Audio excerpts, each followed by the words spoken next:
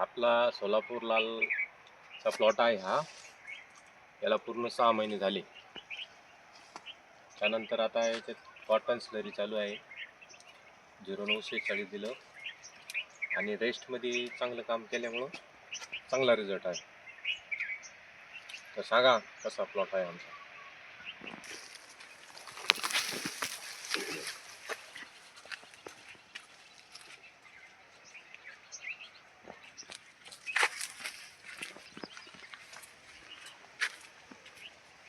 झाला का? नाही. अजून पण चालू आहे.